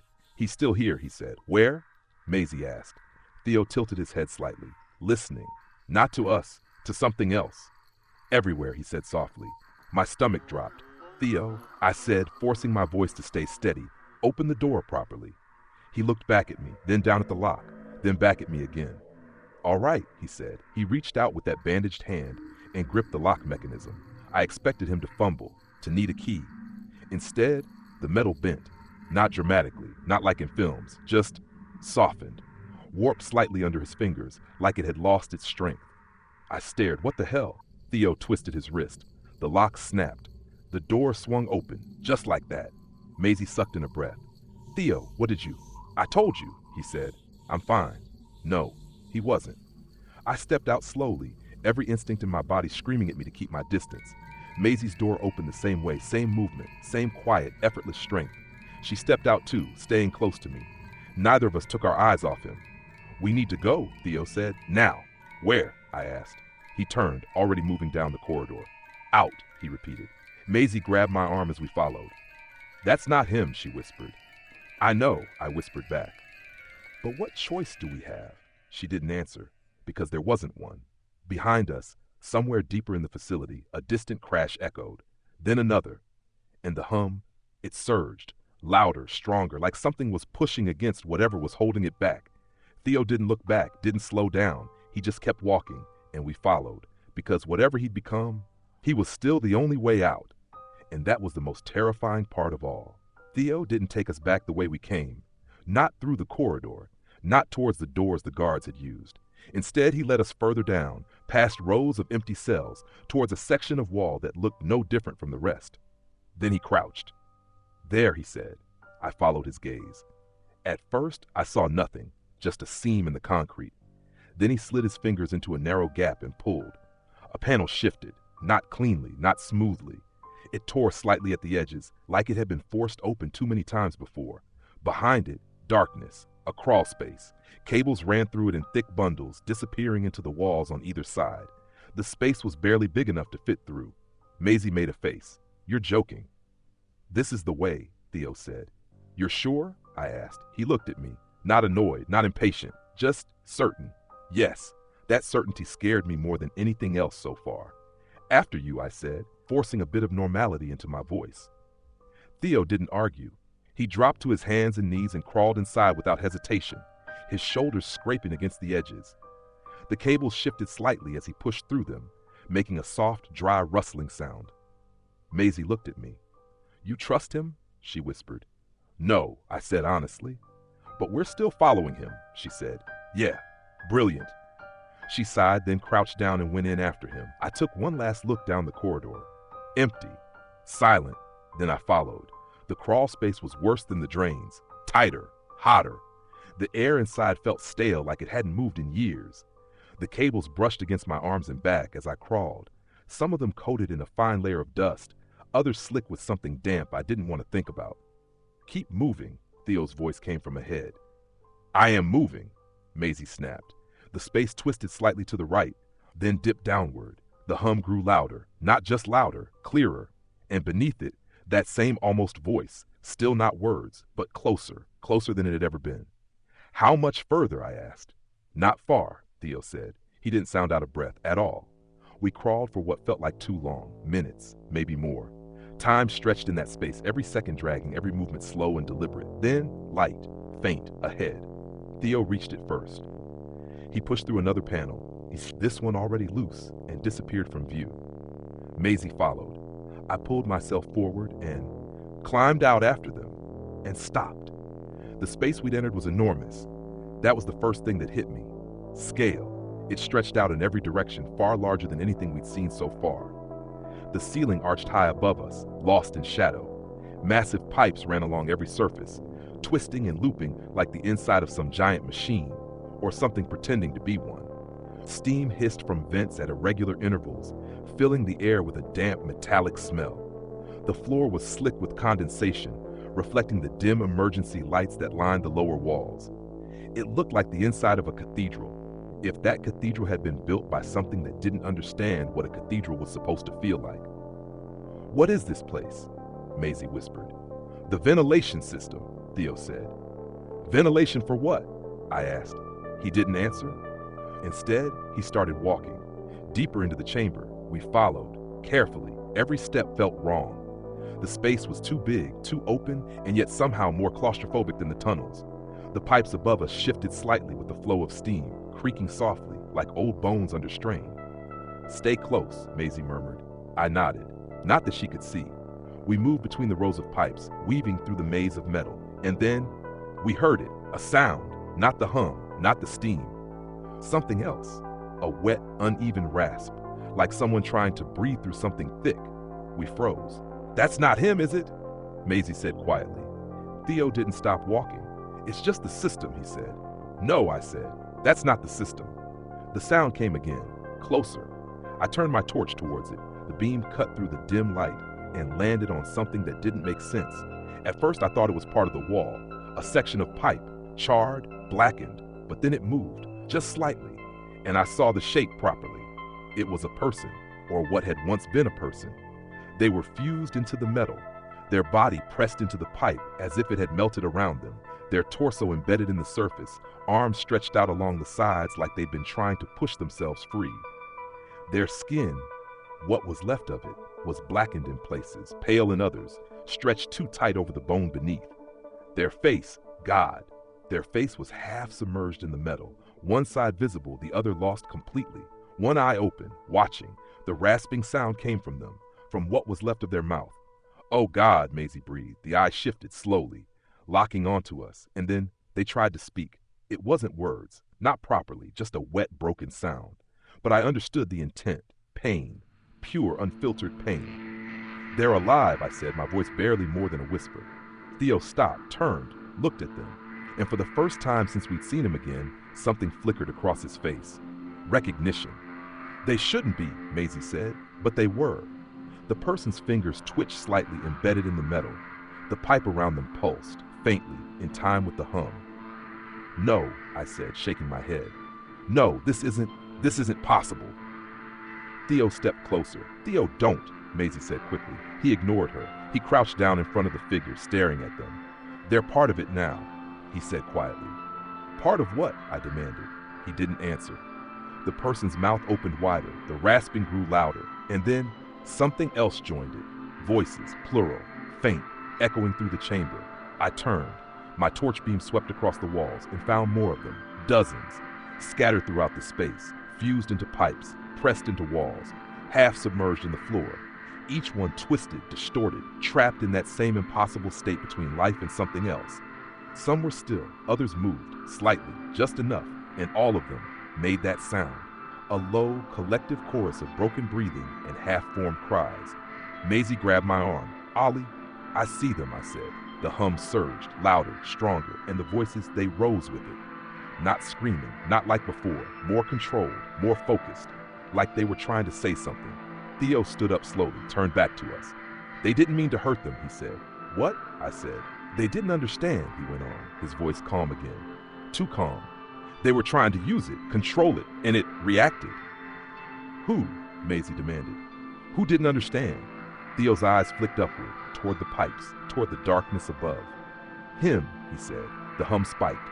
The voices in the wall shuddered, and for a split second, every single one of those half-melted faces turned, not towards Theo, not towards the chamber, towards us, their eyes locking on together at the same time. Maisie let out a small, strangled sound. "Ollie," she whispered, "we need to go." I nodded, slowly. Because whatever this place was, whatever had happened here, we were standing in the middle of it. And it wasn't just a containment system. It was a grave. One that hadn't quite finished claiming its dead. Theo didn't move. He just stood there, looking at them, like he was listening.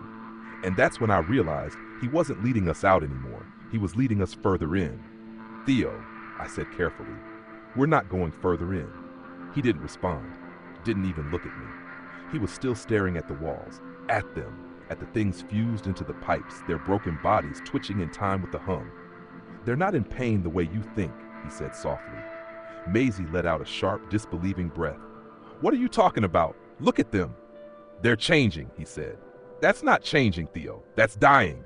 "No," he said, and now he did turn to us, slowly, deliberately. His eyes caught the dim light again, too bright, too reflective. "They're becoming part of something bigger," he said. The hum surged, the voices in the walls shifted, not louder, clearer. And this time, I heard it too, a pattern, a rhythm, like something trying to organize itself into language. "Stop it," Maisie said, backing away. "Stop talking like that." Theo took a step towards us. "We're the ones who are wrong," he said. "Not it." "That's enough," I snapped. "We're leaving." I grabbed Maisie's arm and pulled her back, turning towards the way we'd come. Theo moved faster than I expected. He stepped in front of us, blocking the path. "No," he said. Not loud, not angry, just final. "Theo, move," I said. "No." The hum deepened. The air felt thicker. He tilted his head slightly, listening again. Then he smiled, that same wrong smile. "Mallow says we're close," he said. A cold weight dropped into my stomach. "Mallow isn't a person, is he?" I said quietly. Theo's smile widened just a fraction. "No," he said. Maisie shook her head, panic rising. No, this is not happening. Theo, listen to me. You're not thinking straight." "I am," he said. "No, you're not," she snapped. "You've been infected or something, I don't know, but this isn't you." He looked at her, really looked. For the first time, there was something almost pitying in his expression. "I'm more myself than I've ever been," he said. The word sent a chill through me. "What did it do to you?" I asked. Theo glanced down at his bandaged hand. Slowly, he started to unwrap it. "Don't," Maisie said immediately. "Don't take that off." He ignored her. The fabric peeled away, wet, sticking slightly to his skin as it came loose. Underneath, the burn wasn't a burn anymore. It had spread. Dark veins traced up his wrist and along his forearm, branching out beneath the skin like roots pushing through soil. The flesh itself looked wrong. Not charred, not healing. Changing, shifting. Tiny pale threads moved beneath the surface, writhing slowly like something alive just under his skin. Maisie gagged. "Oh God, Theo." "It doesn't hurt," he said. "How can it not hurt?" she said. "Because it's not damage," he replied. "It's connection." The hum pulsed, in sync, with the movement under his skin. "He's showing me things," Theo continued. "What this place used to be, before they dug into it, before they built all this." He gestured vaguely at the pipes, the walls, the chamber around us, on top of him. "Him," I repeated. Theo nodded. "Mallow." The name hung in the air, and for some reason, it felt right. Not in a comforting way, in a way that made my brain recoil slightly, like trying to remember something I wasn't supposed to know. "What is it?" Maisie asked. Theo's eyes lifted again, to the darkness above. "Old," he said. The hum surged again, and this time I felt it differently. Not just sound, not just pressure, something else. Something vast, something that didn't fit inside the space we were in. "They found him buried under the moor," Theo went on. "Deep, deeper than anything they should have been digging. They thought it was just energy, something they could use, something they could control. And they were wrong," I said. Theo nodded slowly. "Yes," he said. The voices in the walls rose slightly, not screaming, speaking, almost. "They hurt him," Theo said, "cut into him, took pieces, forced him to give them what they wanted." The image hit me hard, not something I'd seen, something I felt, cold, wrong. "They turned him into this place," Theo said, "this station, this lie." Maisie shook her head. No, that's not. This is insane." "Is it?" Theo said. He took another step towards us. I grabbed the nearest thing I could find, a heavy metal tool lying near one of the pipes, a wrench, solid and cold in my hand. "Don't," I said. Theo looked at it, then at me. "You're scared," he said. "Yeah," I said. "I am." "You shouldn't be," he said. "He doesn't want to hurt us." "Then what do you call this?" Maisie shouted, gesturing wildly at the walls. The bodies fused into them. Theo's expression didn't change. That wasn't him, he said. That was reaction, pain. They pushed too far. He pushed back. And now, I asked. Theo's eyes flicked between us, then back to the darkness above. He wants to be free, he said. The hum spiked, sharp, violent. The voices in the walls shuddered, and then, for the first time, I understood one of them. Not clearly, not fully, but enough. Open. The words scraped through my mind like broken glass. Maisie flinched. Did you? Yeah, I said. Theo smiled. He's talking to you now, he said. No, I said immediately. No, he's not. He is, Theo said. He knows you. He's known you since the tunnels. My grip tightened on the wrench. Stay back, I said. Theo didn't stop. He wants your help, he said. I'm not helping anything, I said. You will, Theo replied. Something shifted in his voice then. Not just calm anymore. Certain. Absolute. He showed me how to fix it, he said. Fix what? Maisie demanded. This, he said, spreading his arms wide. All of it. The damage, the sickness, the world they've ruined. You sound like you've lost your mind, she said. Theo shook his head. No, he said, I found it. And then he dropped the rest of the bandages.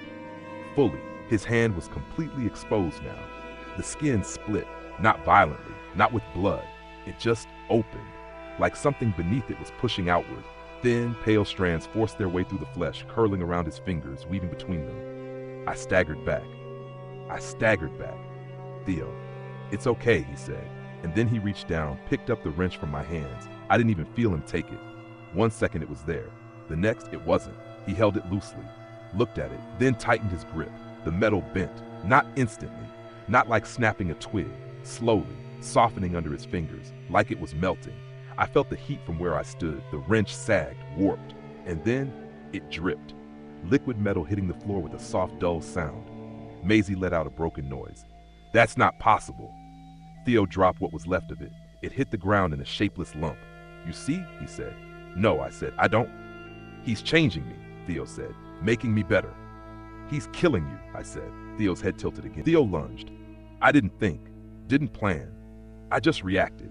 I shoved Maisie sideways and stumbled back, slipping slightly on the damp floor as Theo's hand swept past where my chest had been a second earlier. The air around him felt wrong, hot. Not like heat from a fire, more like standing too close to something that should be giving off heat at all. Run, I shouted. This time we didn't hesitate. We turned and bolted in the opposite direction, weaving between the pipes, ducking under low-hanging metal, boots slipping on the wet concrete. Behind us, Theo followed. I could hear it in the way the metal around him shifted, the way the pipes groaned as he brushed past them, the way the hum spiked with every step he took. He wasn't chasing us like a person. He was closing distance, efficient, relentless. Ollie, this way! Maisie shouted, veering left. I followed without question. We cut through a narrower section, squeezing between two large pipes that forced us into single file again. Steam hissed from a vent nearby, clouding the air in thick white bursts that burned my eyes and throat. For a second, I lost sight of her. Maisie! Here! Her hand grabbed mine through the steam, pulling me forward. We burst out the other side and almost collided with them. 3 figures, white suits, masks, guns raised. Stop, one of them barked. We didn't. We couldn't. Behind you, I shouted instead. They turned. Too late. Theo came through the steam like something out of a nightmare, his outline warped by the heat, his movements too smooth, too fast. Contact, one of the suited figures yelled.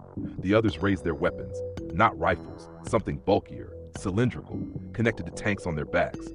Theo didn't slow down. Stand down, the lead figure shouted. Theo smiled and kept coming. Fire, the weapons discharged, but not with flame, with cold. A blast of white vapor erupted from the nozzles, surging forward in a thick cloud that engulfed Theo mid-step. The temperature dropped instantly. I felt it on my skin, biting and sharp, like stepping into freezing water. Theo staggered. For the first time, he reacted. The pale strands under his skin recoiled, twitching violently as the vapor wrapped around him, coating his arms, his face, his chest. Ice formed, fast, spreading across him in jagged patterns, locking his limbs in place. He tried to move, couldn't. The hum spiked, then stuttered, like something had been interrupted. Theo froze, literally, mid-motion, eyes wide, mouth slightly open, encased in a thin layer of ice that thickened by the second. The vapor dissipated slowly, silence fell. except for the hum. We stood there, breathing hard, staring at him, at what he'd become, at what had been done to him. "Is he?" Maisie started. "Not dead," one of the suited figures said. I recognized the voice, the same calm tone from before, the one from the decontamination room. The woman stepped forward, pulling off her helmet. Dr. Imogen Vane. She looked at Theo for a long moment, then back at us. "You shouldn't have followed him," she said. "What did you do to him?" I demanded. Her expression didn't change. "We contained him," she said. "That's not containment," Maisie snapped. "That's necessary," Vane cut in. The guards moved around Theo, scanning him with handheld devices, their movements quick and practiced. "He's still active," one of them said. "I can see that," Vane replied. She turned back to me. "And you," she said, "you've had direct exposure." "Yeah," I said. "So have you, clearly." She ignored the tone. "You heard it," she said. Not a question, a statement. I hesitated. Then, "Yeah," I said. Maisie looked at me sharply. "Ollie, no point lying anymore," I said quietly. Vane nodded slightly. "Good," she said.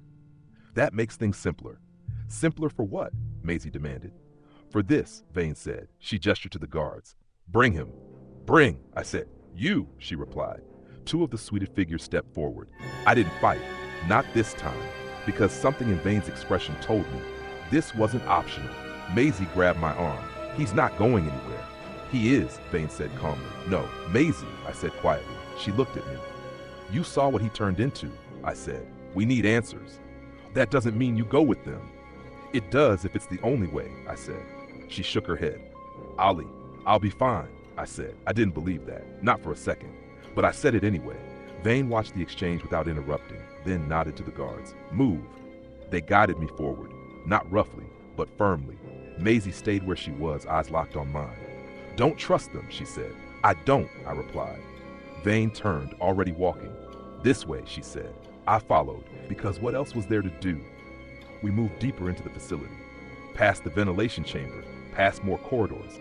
Down, always down. The architecture changed the further we went, less industrial, more deliberate. The walls weren't just concrete anymore. They were lined with something else. Dark stone, etched with patterns, symbols, not random, not decorative, structured, repeated, like writing. "What is this place?" I asked. Vane didn't slow. "Originally," she said, "a geological survey site. And now, a containment facility." "For what?" She stopped, turned, looked at me properly. "For something we didn't understand," she said. The hum deepened, even stronger here. I could feel it in my bones now. Not just sound, pressure, presence.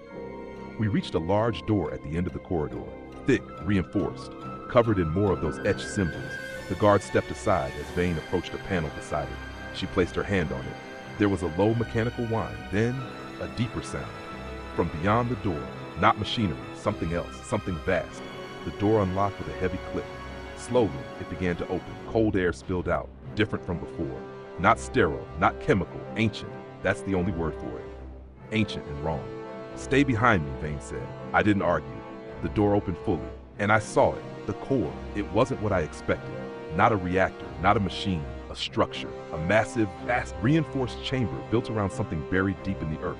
Steel walls curved inward, layered with cables, pipes, and those same etched symbols, all converging towards a central point. And in the center, there was a shape, not fully visible, not fully contained, something embedded in the ground, dark, shifting, like a shadow that didn't belong to anything. The hum was deafening here, but beneath it, there was something else, breathing, slow, alive. "What is that?" I whispered. Vane stood beside me, watched it, for a long moment, then said, "That," she said quietly, "is what powers Brackenmere." I felt my stomach drop. "That's not a power source," I said. "No," she agreed. "It's not." The shape shifted, just slightly. The shadows around it twisting, stretching like something inside was moving, watching. And then, for the first time, I understood something. Not from seeing it, from feeling it. This wasn't just something they were using. This was something they were holding down, and it didn't want to be held. "What did you do to it?" I asked.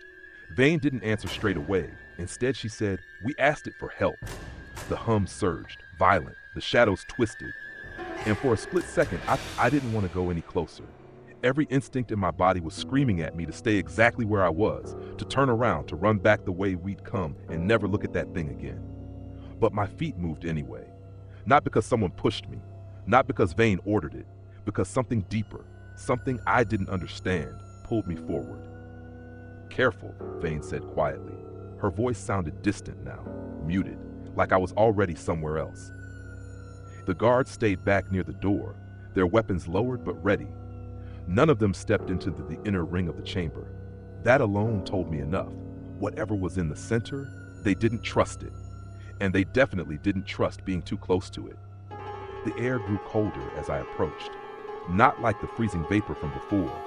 This was different, dry, still, like the inside of a cave that hadn't been touched in centuries. The etched symbols along the walls grew denser, more complex the closer I got. They weren't random markings. They formed patterns, circles within circles, lines that curved in ways that made my eyes struggle to follow them. Containment. That's what they were. Not decoration at all. You built all this to keep it in? I asked, not taking my eyes off the center. Yes, Vane said. And it's working? She didn't answer. That was answer enough. I stepped into the inner ring, and everything changed. The hum stopped. Not faded, stopped completely. The silence that followed was unbearable, not peaceful, not calm, heavy, absolute, like the world had paused. Then something touched my mind. Not physically, not like the whispers before. This was deeper, cleaner, a presence. I froze. Ollie, Vane said. Her voice sounded far away now, muffled, like I was hearing it through water. I started. Then the world broke. Light flashed, not from the room, from inside my head. And suddenly, I wasn't standing in the chamber anymore. I was somewhere else, somewhere vast, endless. I stood in a field, not a normal field, wild, untouched. The sky above was brighter than anything I'd ever seen, filled with colors that didn't quite make sense, shifting slowly like oil on water. The air was thick with sound, not noise, life. Wind moving through tall grasses, insects buzzing, something distant, large, moving through the trees beyond the hill. I turned slowly. My boots weren't there. My clothes weren't there. I wasn't me, not fully. I was just there, present, aware. What is this? I said. The words didn't echo, didn't carry. They just existed. And something answered, not in sound, in understanding, memory. The field shifted, the grass grew taller, the sky darkened slightly. Time passed, not seconds, years, centuries.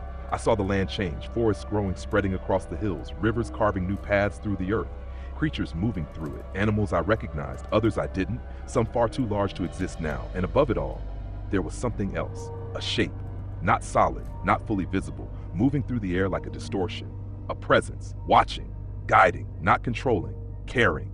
I felt it. Not fear, not threat, something older, something patient. That's you, I said. I shifted, acknowledged. The world changed again, faster this time. The forest thinned, the rivers narrowed. Smoke appeared on the horizon, then more, then structures, wood first, then stone, then iron. People, small at first, then more, and more. The presence above watched them, didn't interfere, didn't stop them, just observed. Until they dug, the ground split. Machines carved into the earth deeper and deeper, tearing through layers that hadn't been touched since the beginning. The presence reacted, not violently, not at first, confusion, then pain. I felt it, sharp, immediate, like something had been torn open. The world shifted again. The sky darkened, the air thickened, the machines grew larger, louder. The digging didn't stop. They found it, or part of it, buried deep. The presence pulsed, weakening, as they cut into it, removed pieces, tested them, used them, energy. That's what they saw, not life, not awareness, fuel. The scene fractured. I was inside something now. Metal, enclosed, the presence mallowed, contained, bound. I felt the strain, the pressure, the constant pull. They were taking from it, again and again, burning it, draining it for power, for light, for everything. And every time, it lost something. Not just energy itself. The shape above the land, the guardian, became smaller, darker, less whole. Anger came next, slow building, not sudden, not explosive, accumulated, layered over years, decades. Each cut, each use, each moment of being forced into something it wasn't meant to be. The world snapped back to the present, to the chamber, but not fully. Half there, half here. The core pulsed in front of me, the shadows shifting, alive, aware, focused, on me. I couldn't breathe. Not because I couldn't, because I forgot how. It filled everything, my thoughts, my chest, my senses, not overwhelming, not crushing, just complete. It knew me, not my name, not like before. Deeper, it knew I had seen, understood. Why me? I managed. The answer wasn't words, it was feeling, recognition, connection, Theo, the tunnels. The moment I heard it, that was enough. I had touched it, even slightly, and that was all it needed. Something shifted beside me. I turned and saw it, not the core, not the shadow, a shape, forming, vague, unstable, but there, something like a limb, something like a face, not human, not animal, something else entirely. For the first time, it spoke clearly. Not a whisper, not fragments, a single thought, complete, open. The word hit me like a physical force. I staggered. What happens if I do? I asked. Images flooded my mind, not gentle, not controlled, violent, overwhelming, the containment breaking, the chamber collapsing, the facility tearing itself apart from the inside, the thing beneath it rising, not fully, but enough, the land above, the moor, splitting, something spreading, not fire, not smoke, something darker, thicker, alive, covering everything, buildings, roads, people, and then silence. Ollie, don't! Maisie's voice cut through everything, sharp, real, mine. My hand stopped, just above the button, close enough that I could feel the faint warmth of it, completely out of place in the cold, dead air of the chamber. Step away, Vane said, her voice controlled but tight now, slowly. I didn't move, not yet, because the presence was still there, still waiting, not pushing, not forcing, just knowing. It knew I was close, closer than anyone else had been in a long time, and it wasn't afraid. That was the worst part. It wasn't afraid of me. It wasn't afraid of them. It wasn't even afraid of what would happen if I walked away. It had been waiting far too long to fear anything anymore. Free. The word came again, softer, weaker, like it was slipping, like the effort of reaching me was costing it something. Ollie? Maisie again, closer now. I felt her hand grab my arm, grounding me, pulling me back into something solid, something human. Look at me, she said. I did. Her face was pale, eyes wide, terrified, but still there, still her. You don't know what that will do, she said. You don't know what happens next. I swallowed. I saw, I said. Then you know we can't let it out, she replied. Do we? The thought came uninvited, unwelcome, but it was there because I had seen something else too, not just destruction, not just death, change, renewal. A world without the damage we'd done to it, cleaner, quieter, alive in a way it hadn't been in a long time, but empty of us. My hand trembled. The button waited. Behind me, I could hear the guards shifting, weapons being raised, Vane stepping closer. Oliver, she said, dropping the formal tone, if you press that, we lose containment, not just here, everywhere. Whatever you think you saw, it won't be controlled. It won't stop. I didn't turn to her. I couldn't.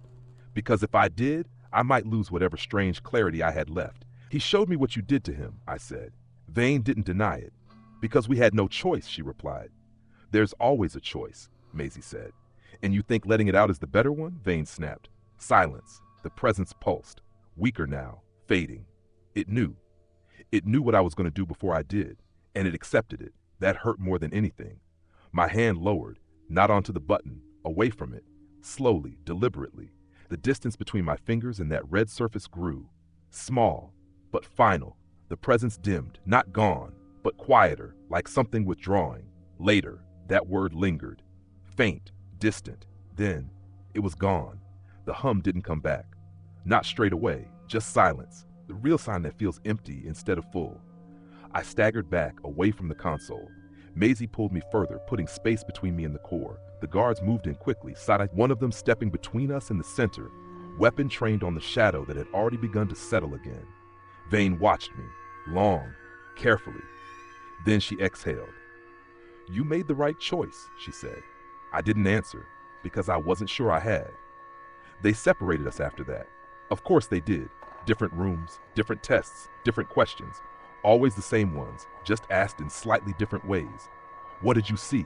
What did it show you? What did it say? Did it ask anything of you? Did you agree? I lied. Most of the time. Told them fragments, enough to satisfy them, not enough to give them everything. Maisie did the same. We never got to compare notes properly, not at first. Theo was somewhere else. They told us he was alive. That was it. No details, no visits, no explanations, just he's stable. The same word they'd used before.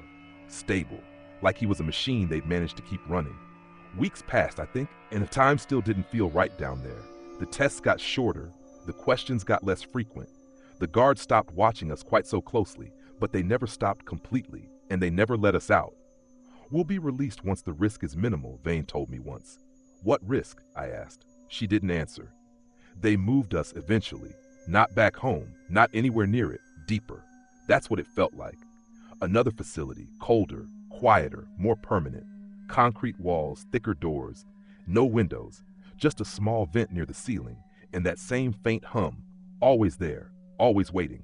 Maisie's cell was next to mine again. We could talk, not much, but enough. They're never letting us go, are they? She said one night. I didn't answer straight away, because I didn't know, or maybe I did. I don't think they can, I said. Because of what we saw? Because of what we know, I replied. There was a long pause. And Theo? She asked quietly. I hesitated. He's still here, I said. How do you know? I can feel it. That sounded insane. I knew it did, but it was true. Not like before, not like in the tunnels. Fainter, distant, but there, a thread, connecting. Maisie didn't argue because she'd started feeling things too. Not hearing, not like me, but sensing. Little shifts. Little moments where the hum changed and the air felt heavier, like something was moving far below us. You still dream about it? She asked. Yeah, I said. Every night, the same dream. The core breaking, the containment failing, the shadow rising, spreading. Not like smoke, not like fire, like something alive, covering everything, consuming, ending. And then, after, silence, stillness, and something new growing in its place. Strange, beautiful, wrong. I hate it, Maisie said quietly. Yeah, I said. So why do you look like that when you talk about it? I frowned. Like what? Like you're not just scared, she said. I didn't answer, because she was right. That was the part I hadn't told anyone. The part I didn't want to admit. Not to her, not to myself. The fear was still there. Of course it was. Anyone would be afraid of something like that. But underneath it, something else. Curiosity, understanding, and something far worse. Hope. Because a part of me, a small, quiet, stubborn part, still believed what I'd seen. That the world it showed me wasn't just destruction, it was correction. And sometimes late at night, when the hum shifts just slightly and the air in the vent goes still and everything feels like it's holding its breath, I think I hear it again. Not calling, not demanding, just waiting. Later. And I lie there in the dark, staring at the ceiling, trying to convince myself I made the right choice. Trying to ignore the fact that my hand still remembers exactly how close it was to that button. Trying not to wonder, what would happen if I didn't stop next time? Because the truth is, if I ever see that button again, I'm not sure I won't press it. If you enjoy true scary stories, disturbing horror, and creepy encounters that make you check your doors at night, this one will stay with you long after it ends. But here's the real question. What would you do if something beneath the earth knew your name? Hit like if you found this story terrifying and want more spine-chilling horror content. What do you think really happened down there? Share your theories in the comments below. Subscribe to the channel so you never miss truly terrifying horror stories, disturbing encounters, and unsolved mysteries.